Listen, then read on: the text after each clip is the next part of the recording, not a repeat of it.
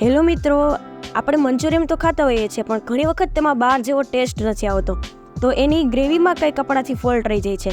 તો હવે આ જ વખતે આપણે જોશું કે બહાર જેવી જ મંચુરિયમની ગ્રેવી કઈ રીતે બનાવી કે જેથી મંચુરિયમ ખૂબ જ ટેસ્ટી બને. મંચુરિયમ તૈયાર કરી લીધા હોય છે. મંચુરિયમ તૈયાર કરીને રાખી દેવાના.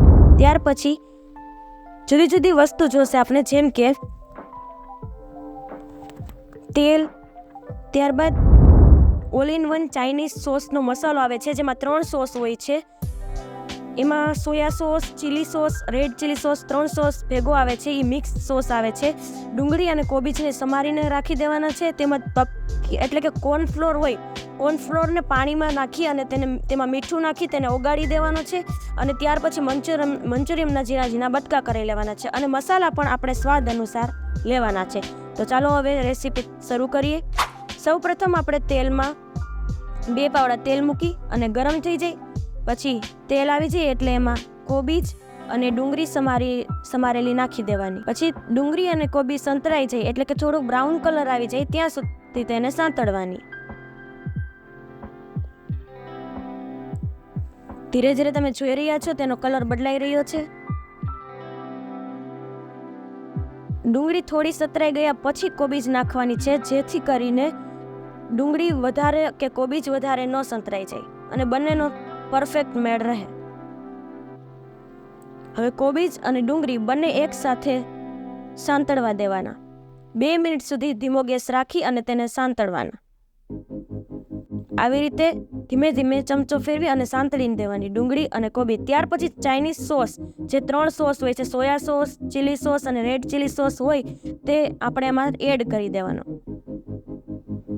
તે સોસ નાખવાથી તેનો ટેસ્ટ એકદમ બહાર જેવો જ આવશે અને તમને એવું જ લાગશે કે તમે હોટેલમાં જ મંચુરિયમ ખાઈ રહ્યા હોય. પછી તેમાં જે આપણે કોર્નફ્લોર અને પાણી મિક્સ કરેલું હોય તે એમાં એડ કરી દેવાનું. કોર્નફ્લોરમાં સાથે થોડુંક મીઠું એડ કરી દેવાનું, જેથી તેનો સ્વાદ પરફેક્ટ રહે. એવી રીતે તેને પૂરી રીતે ફેરવી અને તેમાં પાણી એડ કરવાનું.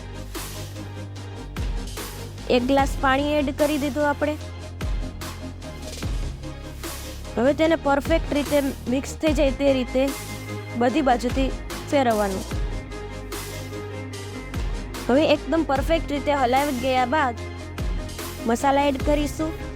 એમાં સૌ પ્રથમ આપણે ચટણી એડ કરીશું, મીઠું સ્વાદ પ્રમાણે એડ કરીશું, હળદર એડ કરીશું, ત્યારબાદ ધાણા જીરું.